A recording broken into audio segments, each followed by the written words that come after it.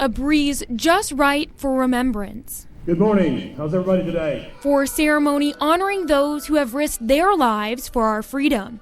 Dozens of veterans sitting front and center, honored guests at the WFISD Veterans Day ceremony at Memorial Stadium, with one question lingering. What can you say? What do you say to thank those who have served so we can be free? Some of those veterans served in wars which happened before all of the students were even born. Robert Grage is a veteran who served during World War II, and though he didn't share much about his experience from the war, he did offer students some advice. It's very important, I think, for young people to go to school and get educated.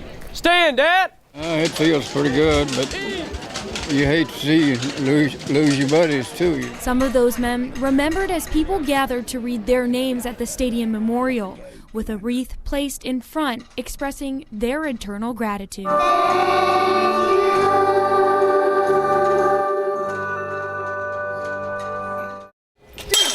With armor as dark as his heart, the Black Knight vanquishes his enemies. He's a master of the blade, but his true prowess can be witnessed as he rides his steed into battle. And though he haunts his opponent's dream, the Black Knight is actually a real nice guy. My peers put that on me more than I did. The Black Knight is really Patrick Lamke, an internationally renowned knight and jouster.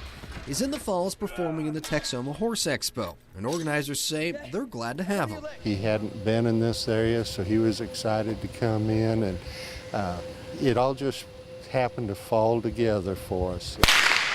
While ground combat is fun, Lamke says his true passion is jousting. Everybody likes to have shiny armor and look all pretty. I don't care about that.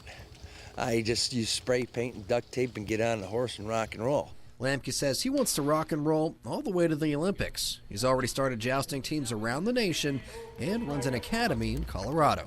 I mean, come on, water ballet and what other things are in there?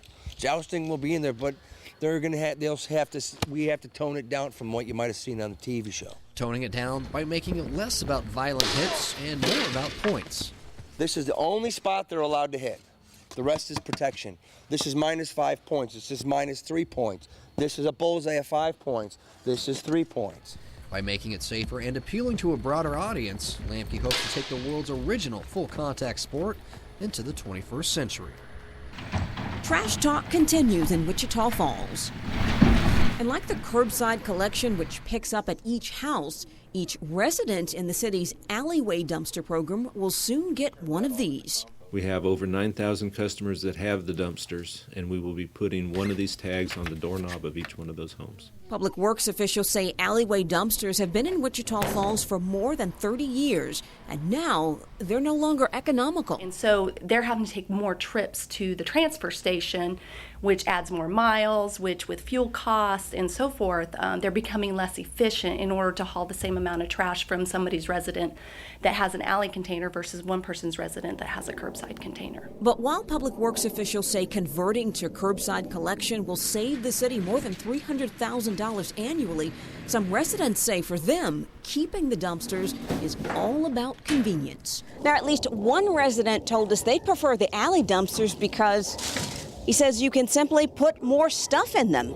Starting Friday, dumpster customers will check whether they prefer to pay a $2.80 a month increase to keep them or convert and reduce their monthly bill by the same amount.